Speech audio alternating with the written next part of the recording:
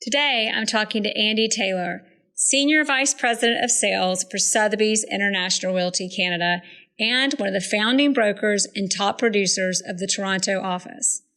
Growing up in a family of successful builders and developers, his affinity for real estate began as a child. This gave him exposure and insight to the business early on. In our interview, it becomes clear that he has not only in-depth knowledge of real estate, but a perspective on real estate that has led to his success. That success includes breaking sales price records on more than one occasion in his market. Today, we talk about how to see and create opportunities.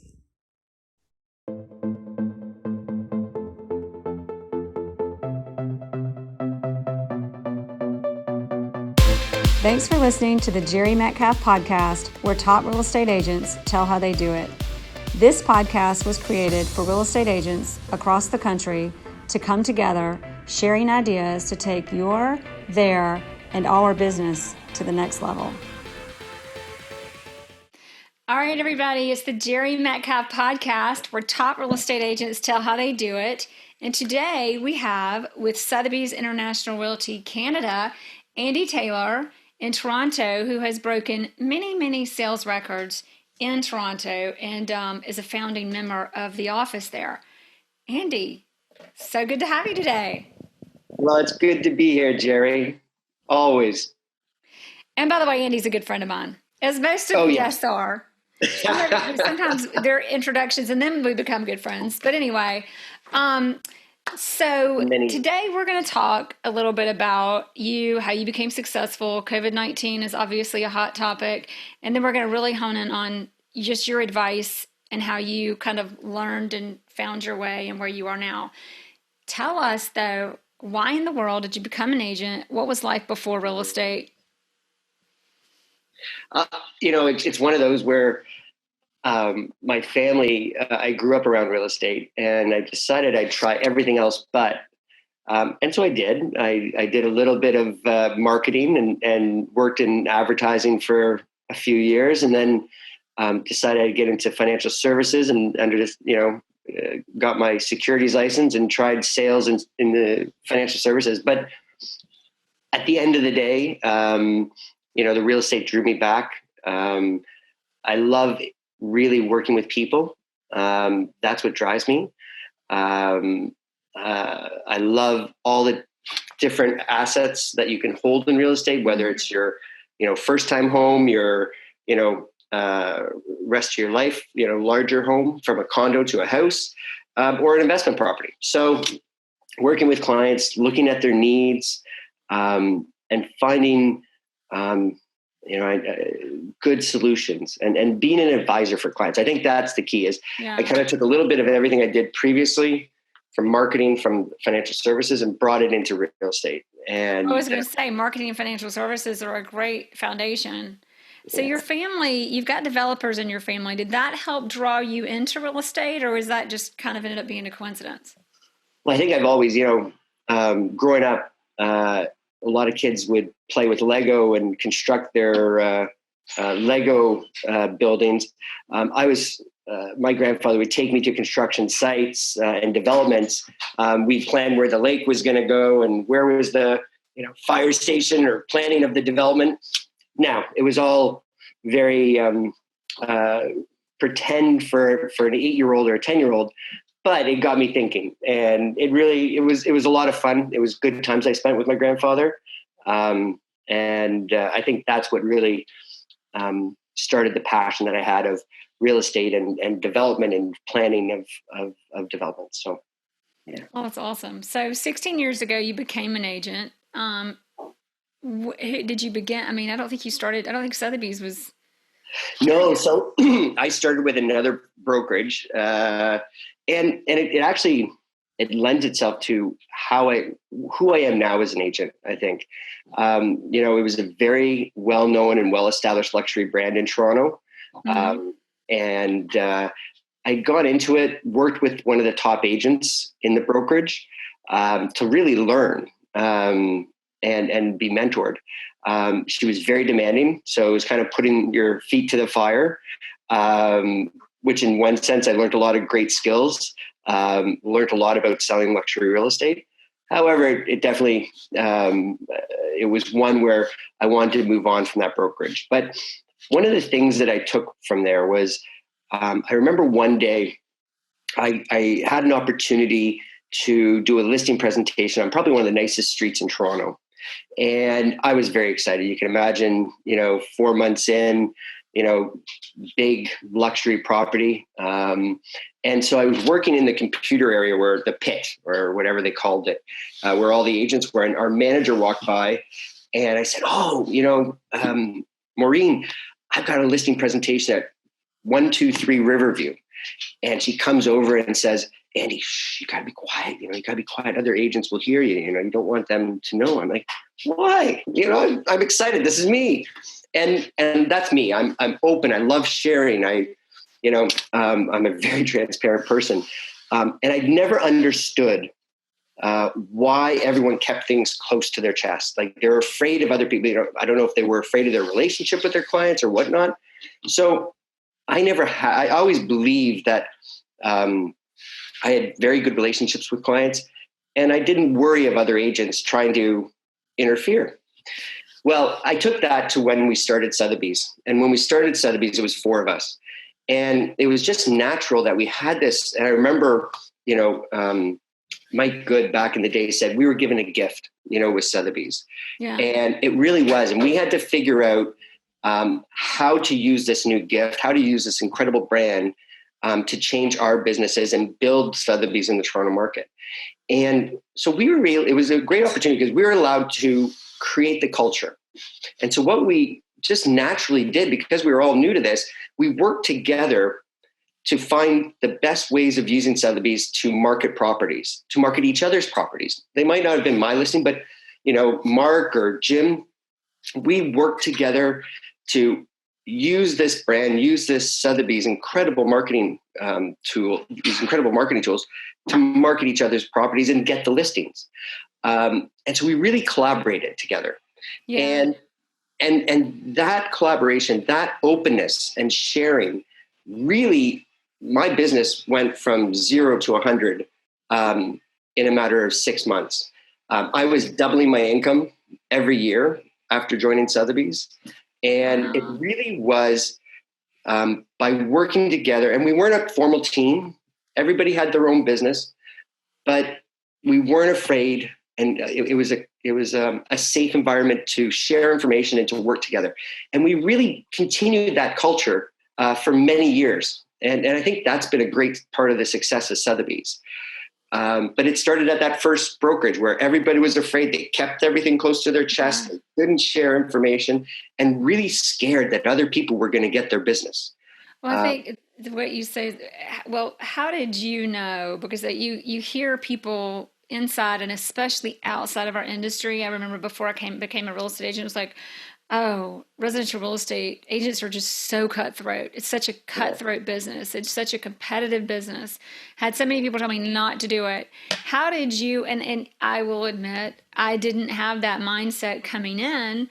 And while this is not a Sotheby's commercial or Sotheby's sponsored podcast, we're both with Sotheby's. And that is where I learned at Sotheby's how much more business I could do working with agents. Yeah. But how did you know? Because you knew beforehand. What was it to you? What were the basic principles of reality, whatever, that helped you see that? Well, I think it's a matter of working as an advisor for clients and being the quarterback. I find at Sotheby's I really use the analogy with clients that, listen, I'm your quarterback and I've got this great opportunity to pull in the best of the best running backs and wide receivers I create the plan. And then I go and have my partner, Jere in Atlanta, execute what the plan might be for your property, your real estate in Atlanta. So, whether it's here in Toronto, and I collaborate with a lot of the agents. I know that I'm not best in class in every market, and I can't provide my clients with the best advice, but I can go and find the people who can. Yeah. So whether it's a cottage property north of Toronto, whether it's maybe a community a little bit farther out of Toronto, I'll put the group of people together, collaborate with them, and really provide the client with the best possible solution for either their acquisition or sale of the property or real estate that they have. I think it's knowing and believing in yourself to really that you're providing a proper advisory service. I find agents that get worried about their business and their clients, I don't feel that they know what value they bring to their clients. Where are they providing the best advice? I don't feel that they might know what they're doing. So I think I find myself, it's my nature is to be very transparent and open. That working together and collaborating with other people. I remember my a very close friend who's very successful in business said the smartest thing I did was hire people who were smarter than me. And, that's something that I believe there's agents who have great abilities, and I want to bring them on to work with clients and provide the best solution for clients. And so that collaboration is so important to me. I know how to market a property extremely well. I know how to get deals closed and negotiated and closed. And I know how to work with others. And I think that's been a big part of my success. And you know how to do it. So basically we're talking about collaboration, everybody. And in being a successful agent, it's recognizing that collaboration is, we're going to talk about, guys, we talked about this before, 3 things that are key in success. Number 1 is collaboration. And to elaborate on that is problem solving. I mean, really, I think a lot of us come into this business with kind of a fear that we're not going to get enough business because it's so hard and only 90 or 95% of agents are successful. And at the end of the day, I think that's where the problem, and what you're saying, that's where they're missing. The point is, it's not about who's going to beat who. It's about the ability to problem solve and the ability to collaborate.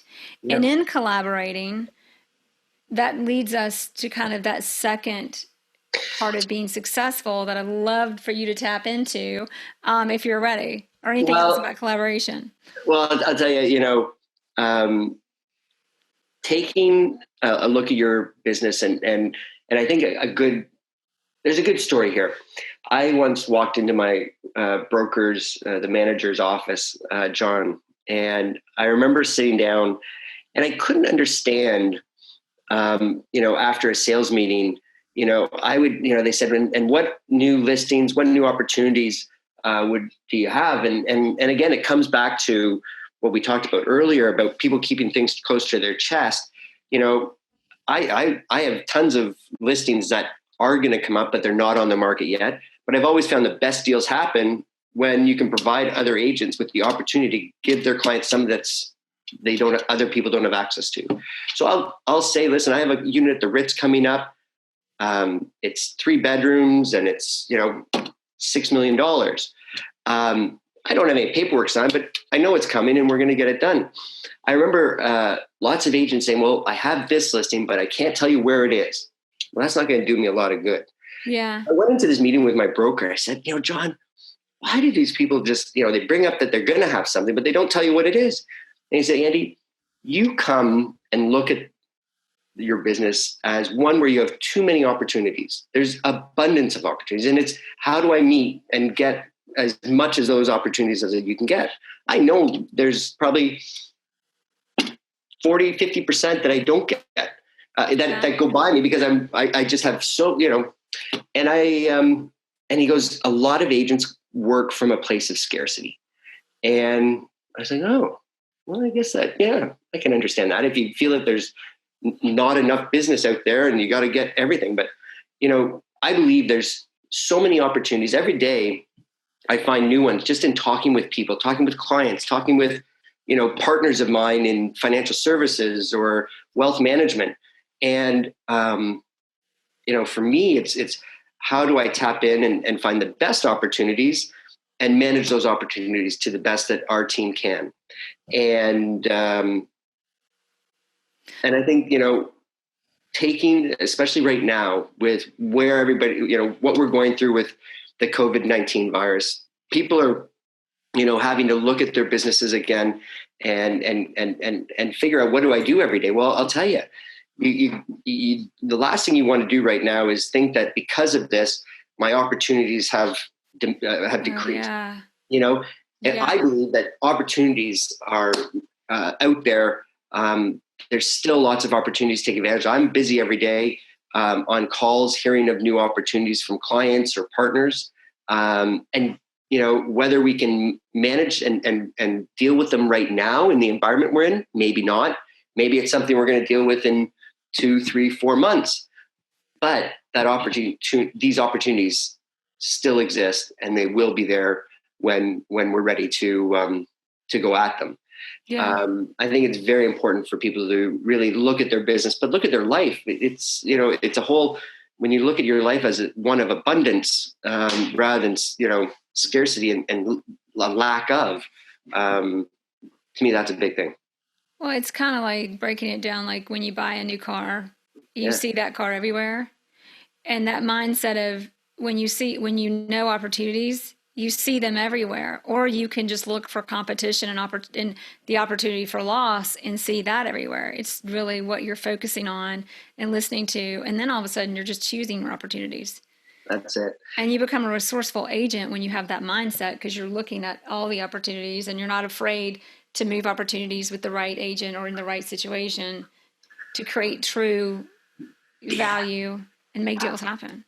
And I think it's a little bit to talk about, the other thing that I think is important, as I mentioned to you, is being creative right now. It's important to be creative in your business, even outside of what we're going through with COVID-19. But, when you're looking at a deal, I remember just earlier in the year, we took a listing that we had at the Ritz, and it was a great listing, $7.5 million.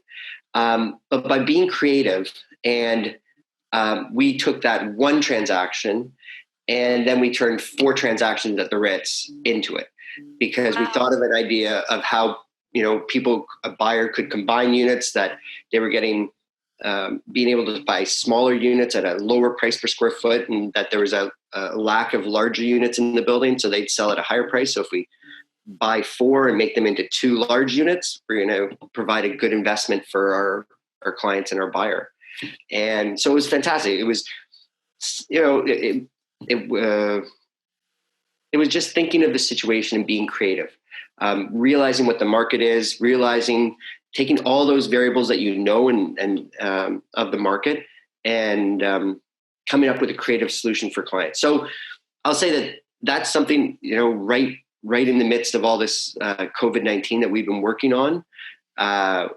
So it's taking a time and being creative. I think a colleague of mine, Kendra, she's an incredibly bright marketer, always thinking of ways to add value to clients. And she's come up with probably one of a very creative thing to help her clients during a tough time like COVID-19 right now. It's again, not always focusing on real estate in the business, but thinking of ways that you can help your clients outside of real estate.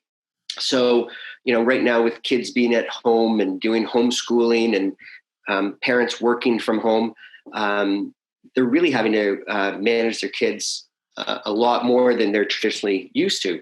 And having a little bit of time for yourself and yourself and your partner, is that a scarcity? Or scarcity, but a little. And there's not much of it, right? Yeah, there's not much of it.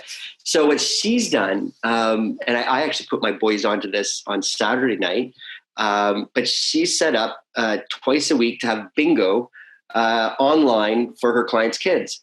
So she sends out a bingo card that the clients can print out for their kids, and she hosts bingo night for their kids, so that for an hour and a half, the parents can go and have a glass of wine or a little bit of time by themselves. Again, I thought that was very smart.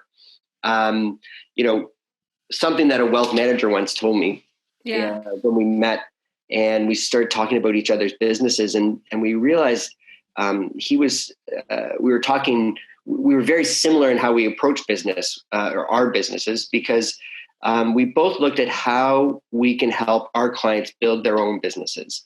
So, and that's how we build a lot of relationships. Real estate agents have people and contacts in many different industries.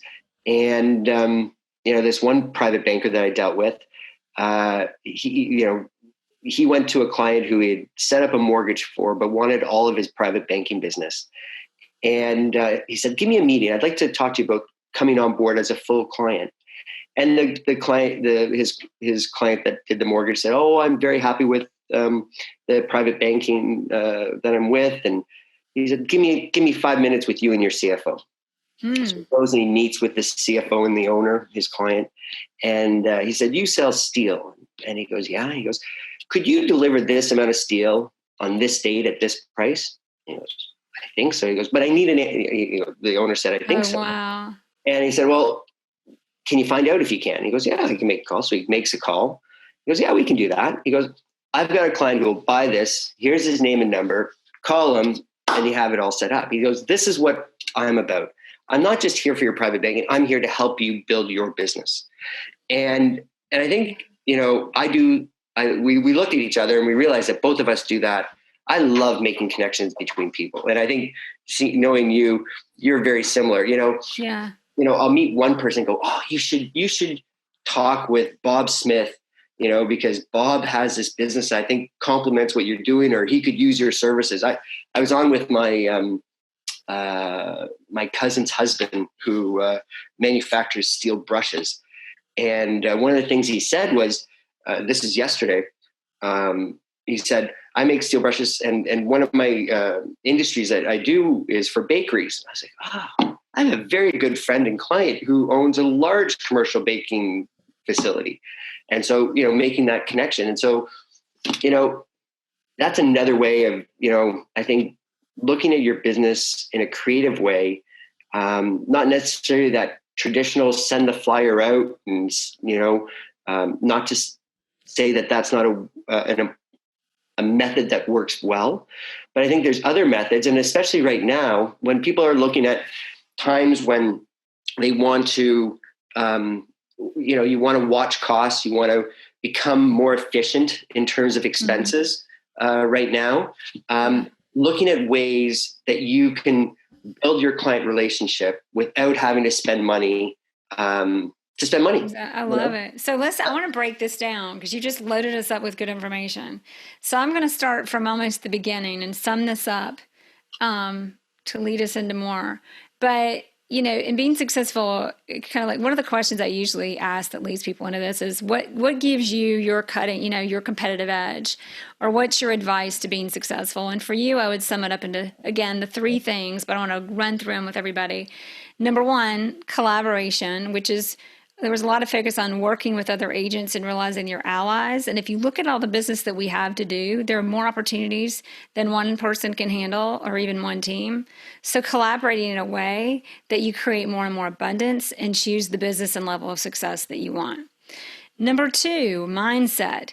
Sometimes a lack of collaboration comes from a mindset of scarcity, but the mindset we really should have is abundance, back to collaboration.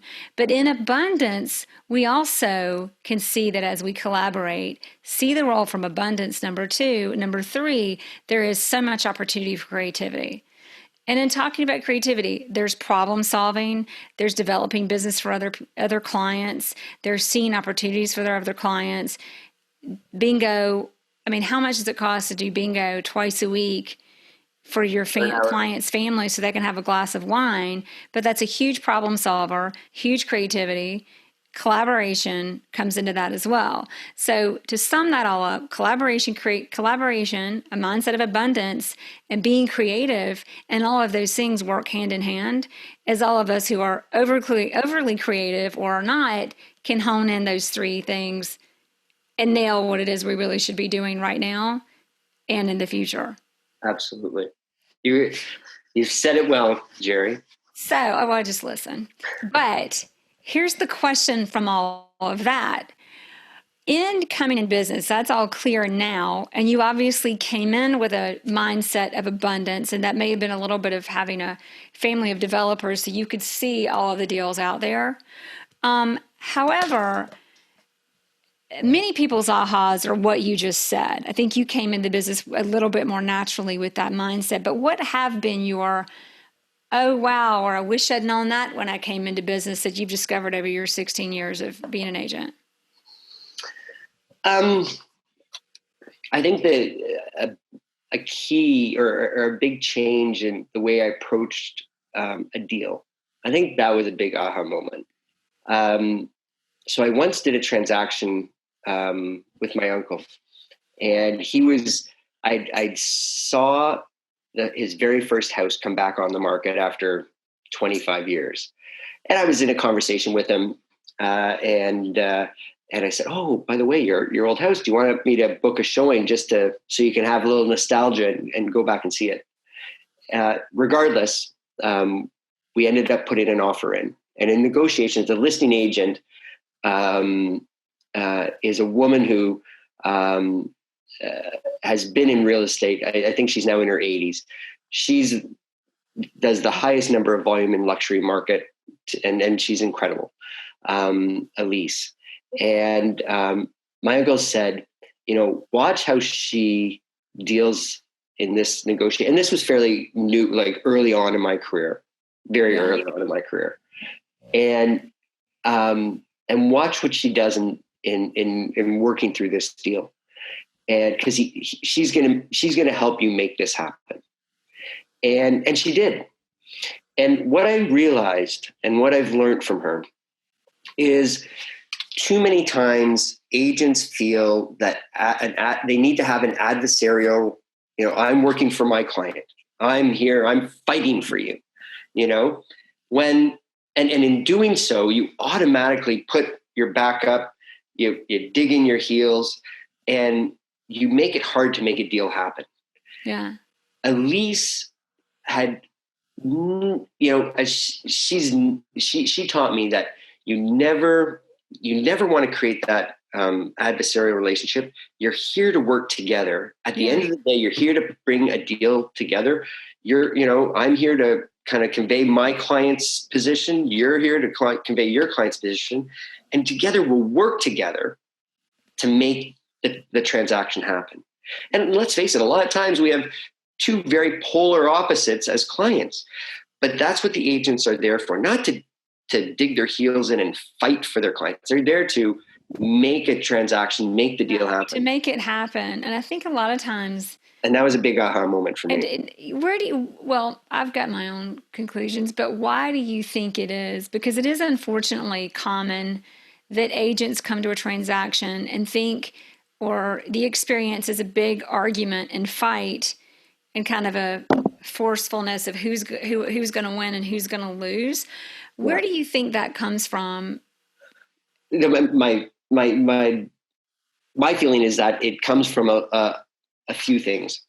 They don't feel that they know how to put value into the transaction, where their advice. I think a lot of times people who don't know enough information and don't feel like they know have enough to offer, like whether it's the market well enough, but they don't feel like they have the value to provide, to bring into for their client, and they might not have the information. So when you feel like you don't have the right tools or the right knowledge, that's when fighting.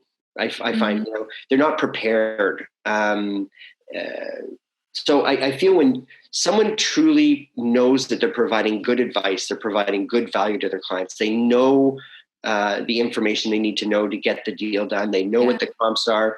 When you're prepared, you don't need to be in that adversarial relationship. You can talk it out. You can rationalize with the other agent. And at the end of the day, it's the experience that tells you to work with other agents to make the deal. I'll tell you, every deal that I've done, the most successful deals have been ones where there's not that adversarial relationship. Well, here's what you just keep bringing me back to, and all of the interviews and the books and all of that is everybody knows. I haven't talked about Chris Voss in a while, but the guy who wrote Never Split the Difference, best negotiating book ever. Have you read it yet? No, I haven't. You would love it. You already get it, but you would love it because he says many things. But the one thing you're reminding me of, and it's very not adversarial, the way he negotiates, it's very much, and he gives you tools to keep it at that, even when someone is adversarial, to diffuse the emotion and bring it back. But on this one, he talks about when people are angry, when the other person's angry or when you're angry, you literally, I think this is conservative, but I think it's like you're 32% like dumber, like you literally, like your ability to come up with ideas, to think clearly, even perhaps your IQ or certainly the decisions you make, you just have your capacity go down. I think he says like 30%. I swear it's like 90. Yeah. Because you also do really stupid things. But the point is, like I always say, if I'm getting mad or the other person's getting mad, somebody's getting dumb. Yeah. And they're not going to, I don't want the other side to be dumb because they're not going to be smart enough to collaborate and come to a good decision. So it's diffusing that stuff within yourself because we all get worked up. We're passionate people, or we couldn't be real estate agents. You have to be half crazy. Exactly. Yes. And to the other person. So what is, other than those things you talked about, what else would you say gives you, is there anything, I mean, you've given us so much, but is there anything on top of those three, collaborate, mindset of abundance and creativity, that you would say you specifically have that give you that competitive edge over, and I don't, in a collaborative way, but because we do have, an agent's somebody's going to interview 3 agents. Why you? Well, I think, at the end of the day, a big part of my success also has been, is feeling comfortable being who I am. And, and I hate using the word, but it is it's so being authentic, be yourself. At the end of the day, people feel more comfortable. Let's face it, and be honest in yourself. I tell people, I think one of the biggest things I do is I tell people when I don't know something, listen, I don't know that, but I'm going to get you the answer very quickly. And I'll go to someone who does know the answer. I think a lot of times people get worried. Oh, shoot, I'm in a listing presentation. I have no problem saying, you know what? I don't know that, but 5 minutes after I leave, I'm on the phone and I'll have that answer to you, So sometimes I even will pick up the phone and call the person who does have the answer. Absolutely. Right there and then, I remember, go ahead. Well, no, but I think that's a big part of when I talk with people, and I talk to clients, that's something that's very important to them. Well, I think like, this is part of what kind of initiated this podcast. I think you're episode 167, but 267. I mean, there you go. I don't even know. It's been a lot. It's 167, not 2, but it's a lot. Yeah. But where I was going to go with that is, I remember everybody in the office in Atlanta always says, Jere, what makes so-and-so so successful? Because in everybody, it's always something different. Like there's one person in our office that's very spiritual. And I say about her, she's a top agent in the city. And I say about her, I'm like, this is not sacrilegious, everyone. This is serious. She always knows Jesus is with her. Always. Always. And it's authentic. And people sense that. Or there's another agent, I'm like, it doesn't matter where she is and what she's doing. She loves who she is and she's comfortable with it. And she's not really worried about what you think. And in an embracing, endearing way. Yeah. There's another agent in the office that's a big agent. And we talk about, I say, his thing is, he just doesn't care. Not that he doesn't care, but at the end of the day, he's going to tell you how it is. And you can take it or leave it however you want, but it just is what it is. And he gets a lot fewer listings, but has an incredibly high number of closings because just keep it real. Yeah. And it did a workshop, and I remember all the agents came out of it. The biggest thing was I realized I don't need to be just like so-and-so to be successful. I need to be just like me, I need to know who I am, love who I am, and know my strengths and apply them to my business. That's exactly it. You're bang on. And, I think there's we have so much potential, so much opportunity. I think one of the other things, Jody often tells me is finding solutions. I love finding solutions, and my kids would probably it's the one mantra that I have that drives them crazy. What's the solution here? There's always a solution. There's always a solution. It means you have to be creative. It means that you have to not look at the opportunity or the challenge with scarcity, like that. There's lots of different ways of making something happen. Yeah.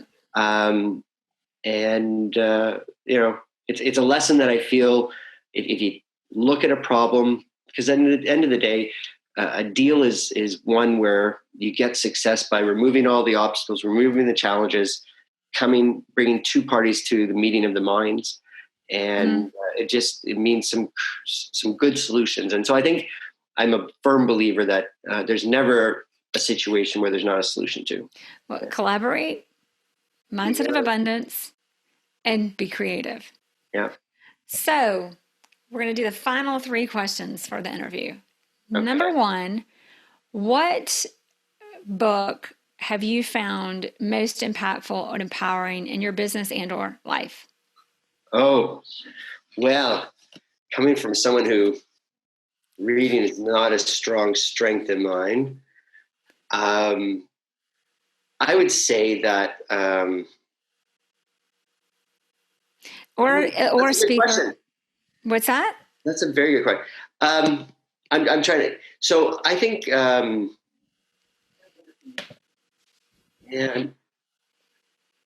going to give one that you keep making me think of. Okay, I apologize because I'm not a big. Yeah, don't apologize. Book reader. No. So here's. I'm going to give you, like, really, I should say everybody, because this is something I want to share with you because you would love this. And actually, it's a tough read, but it's really powerful in what you're talking about in this interview. Is a book called Power versus Force by David Hawkins. And this book, this guy is like, I need to look him up again, but I think he's an MD in psychiatry. And he had his own, kind of like Eckhart Tolle, The Power of Now. Like, he had his own kind of like, one day he was just in a totally different like frame of mind or level of spirituality or whatever, and saw things differently. But the point of the book is you can do things by trying to force them, or there's always a greater power.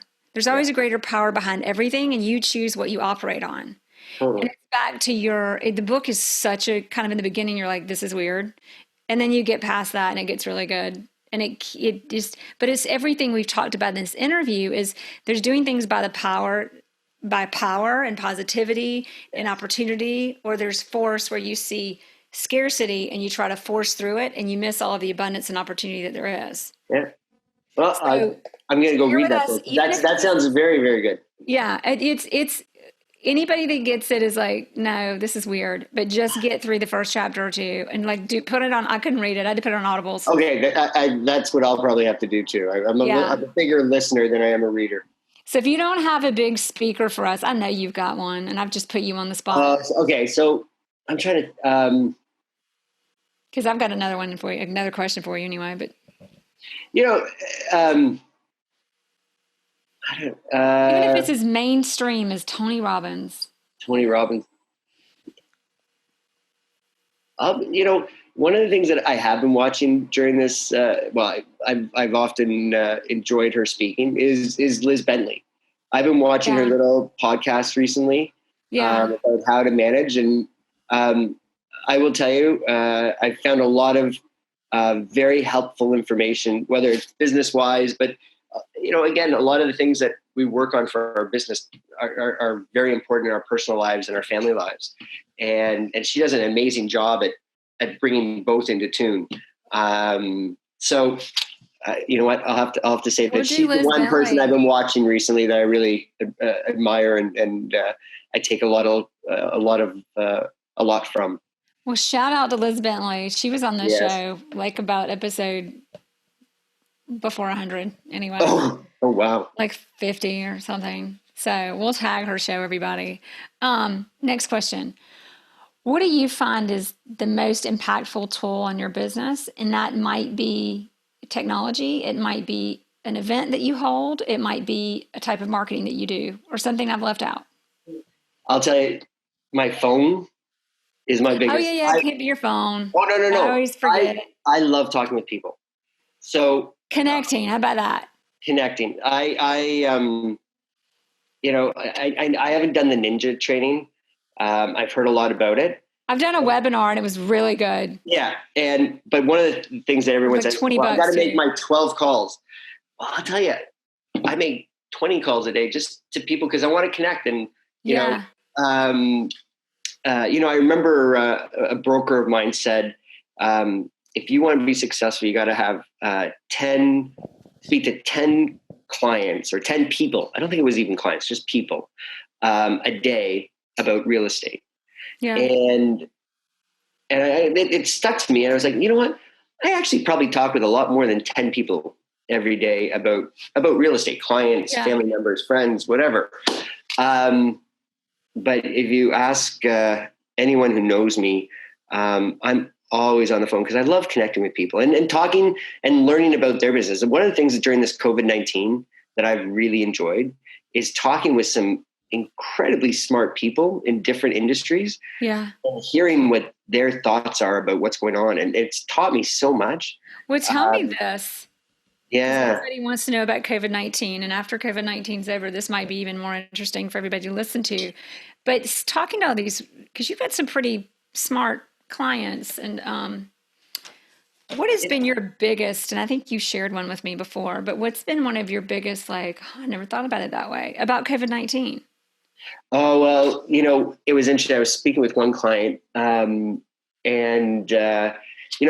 first, after a couple of weeks, I was amazed. I didn't realize that a couple of weeks of everyone staying locked down in their houses and businesses being shut could affect the economy so much. Yeah. And so I was on the phone with this gentleman and very high up in business. And I said, it amazes me. This really shows me how fragile the economy is. And he said, well, Andy, actually the economy is very strong. It's very good. But what it does show me is how fragile the healthcare system is. And, how, the healthcare system can put a strain on the economy and create what it has created. And so it's again, perspective. It's looking at things. It's learning. Every day we got to learn. If you're not learning, and this comes from someone who I couldn't stand school growing up, but just learning about life, learning about my business, about other people's business. That's what kind of gets me going and talking to people.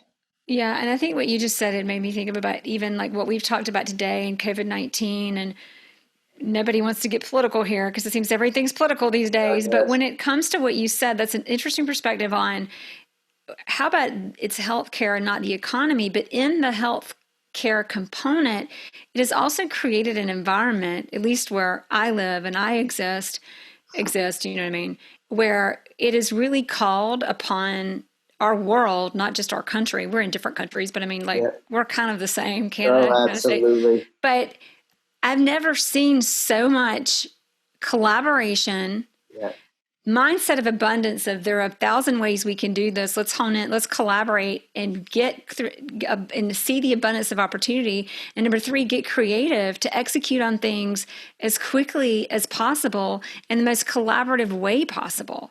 Yeah. I mean, I love those 3: collaborate, mindset of abundance, and creativity, because everywhere we've seen that, whether it's been COVID-19, on the world scale, on how people are being handled, and on how we're handling our businesses and even our lives, those 3 things, no matter what, every time it brings it back. It's true. It's very true. So, and you can get political all you want, by the way. I don't think you were going to, but I'm always the one I'm opinionated, but I'm being respectful. I think it's important that we can all have our neutrality a little bit. Yes. Right. And they should all be good and strong and passionate, even if they are different. Yes. Last question.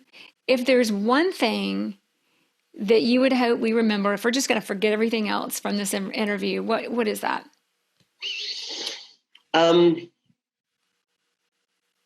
I think,